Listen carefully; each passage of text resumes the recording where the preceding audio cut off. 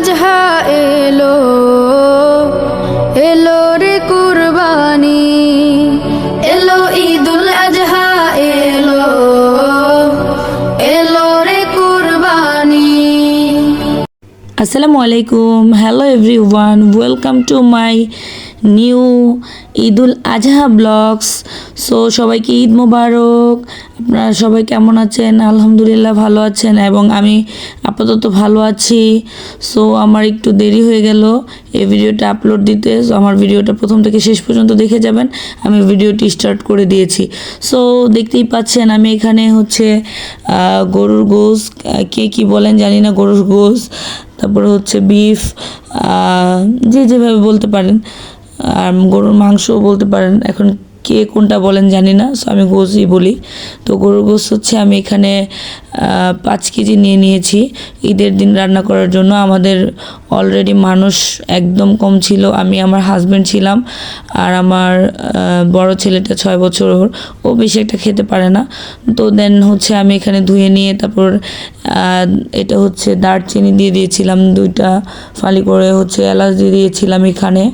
তারপর হচ্ছে এখানে গোলমরিচ সাদা আর কালোটা আমি এখানে ইউজ করেছি। এখানে মরিচের গুঁড়ো দিয়ে দিচ্ছি ফুল 1 টেবিল চামচ, তারপর হচ্ছে হলুদের গুঁড়ো 1 চামচ, তারপরে আর হাফ চামচ 1.5 চামচ দিয়ে দিয়েছি। তারপর হচ্ছে এখানে ধনিয়া গুঁড়া 2 চামচ দিয়ে দিয়েছি। তো তারপর হচ্ছে আমি এখানে হালকা একটু এলাচ দারচিনি এটা হচ্ছে গুঁড়ো করে নিয়ে আমি আলাদা, এটা হচ্ছে আমার সিক্রেট মশলা, আমি আলাদা হচ্ছে বিভিন্ন ইনগ্রিডিয়েন্টস মিলিয়ে হচ্ছে এই উপকরণটা বানাই। তো তারপর হচ্ছে লবণ তেল দিয়ে দিয়েছি। তো এখানে আমি এখন পেঁয়াজ দিয়ে দিব, পেঁয়াজ কুচি, দেখেন কত সুন্দর দেখাচ্ছে পেঁয়াজ কুচিগুলো। তো এখানে হচ্ছে আদা রসুন বাটা দিয়ে দিব। আমি হচ্ছে কাটা মশলাও দিচ্ছি এবং বাটা মশলাও দিচ্ছি, আমি 2টাই ইউজ করি, কারণ একটু গরুর মাংসটা একটু যদি কাটা বাটা মশলা দেওয়া যায় তাহলে এটা স্বাদ দ্বিগুণ বেড়ে যায়। এখানে হচ্ছে আস্ত রসুন দিয়ে দিয়েছি 4টা। সো এবং আমি এখানে মাংসটা প্রসেসিং করছি, মানে ম্যারিনেট করছি। যত এটা আমি সুন্দরভাবে মাখাবো, এটার মাখো মাখো একটা ভাব আসবে, তো এটার গ্রেভিটা বেড়ে যাবে এবং মশলাটা প্রত্যেকটা মাংসের ভিতরে ভিতরে ঢুকবে। এটা হচ্ছে বিফ মশলা, যেটা রাঁধুনি গুঁড়া মশলা, যেটা গরুর মাংসের। তো তারপর হচ্ছে আমি এখানে চুলায় বসিয়ে, দেখতেই পাচ্ছেন মাত্রই শুধু বসিয়ে একটু ঢাকনা দিয়ে ঢেকে দিয়েছিলাম। তো তারপর হচ্ছে ঢাকার পরে বলক আসেনি, তারপর আমি একটু নেড়ে চেড়ে দিচ্ছিলাম যাতে মশলাগুলো একটা অপরের সাথে লেগে যায় এবং মশলাগুলো যাতে সুন্দরভাবে মাংসের গায়ে লেগে থাকে। তো যত মাংসের গায়ে থাকবে তত তো মশলাটা কষাতেও ভালো লাগবে, খেতেও ভালো লাগবে এবং মজাও আসবে। তো তারপর হচ্ছে আমি আবার এখানে 5 মিনিট ওয়েট করব। 5 মিনিট পর হচ্ছে আমি আবার খুলে এখানে হচ্ছে হালকা একটু টেস্টিং সল্ট দিয়ে দিয়েছি আর হচ্ছে একটু মশলা দিয়েছি। তো এটা হচ্ছে আমি এখানে আবার, তখন হচ্ছে গ্যাস চলে গিয়েছিল। তো তারপরে এর ভিতরে আমি হচ্ছে আবার নামিয়ে একটু মশলা দিয়ে হালকা একটু জিরার গুঁড়ো দিয়ে হচ্ছে আমি আবার ম্যারিনেট করে নিচ্ছিলাম। তখন চুলার আঁচ ছিল না, তাই হচ্ছে পরে হালকা একটু পানি দিয়ে সামান্য, যাতে হাতে যে মশলাটা ওইটা যাতে ধোয়া হয় ওই রকম পরিমাণে একটু পানি দিলেই হয়, কারণ মাংসের গায়ে থেকে প্রচুর পরিমাণের অয়েল এবং পানি ওঠে। তো আমার বেশি পরিমাণে পানি দেওয়ার কোনো দরকার নেই। এই যে দেখেন প্রচুর পরিমাণে পানি উঠতেছে। তো এলাচ দিয়েছিলাম আগেই, এখানে হচ্ছে আমি তেজপাতা দিয়েছি 2টো, দিয়ে হচ্ছে আমি ঢাকনা দিয়ে ঢেকে দিয়েছি। তো আমি এখানে কিছুক্ষণ ওয়েট করে আবার হচ্ছে খুলে ফেললাম।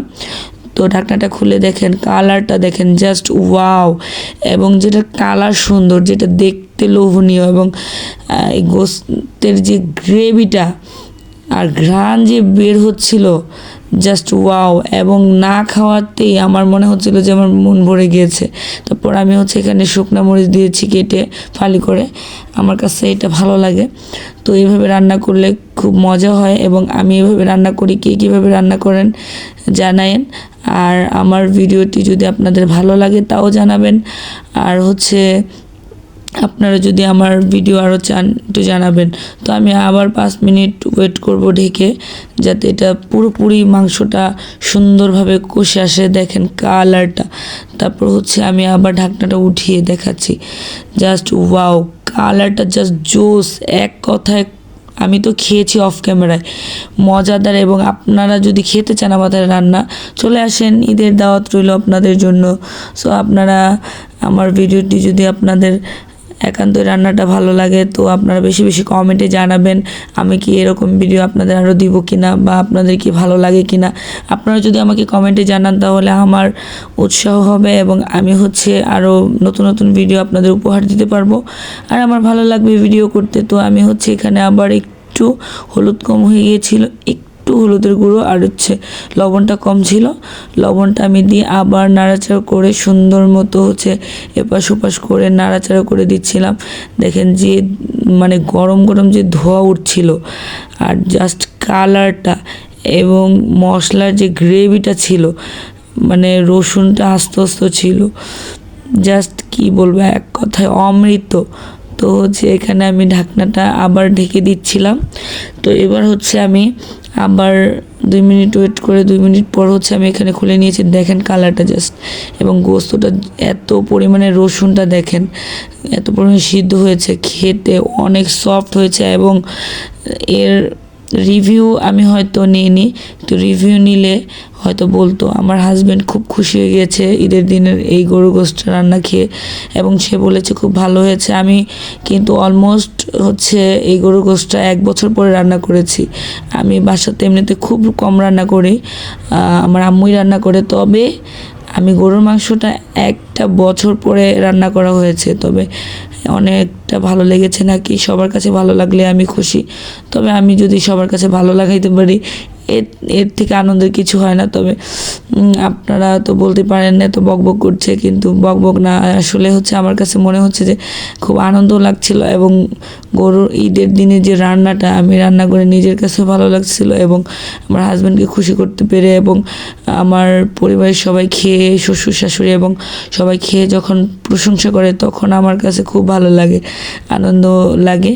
তো আমার মনে হয় যে পরবর্তীতে তাদের আবার রান্না করে খাওয়াই। তো ইনশাল্লাহ পরবর্তীতে রান্না করব এবং খাওয়াবো। আর আপনারা কারা কারা কোরবানিতে গোশত রান্না করেছেন এবং তার রেসিপি দিয়ে দিয়েন। আর আপনারা বেশি বেশি কমেন্ট করবেন, লাইক সাবস্ক্রাইব করে শেয়ার করে আমার ভিডিওটির পাশে থাকবেন। দেখতেই পাচ্ছেন এবার আমার পুরো ফুল রান্নাটা শেষ। তো এখানে কমপ্লিট হয়ে গিয়েছে। তারপর আমি নাড়াচাড়া করে আপনাদের দেখাচ্ছিলাম কালারটা।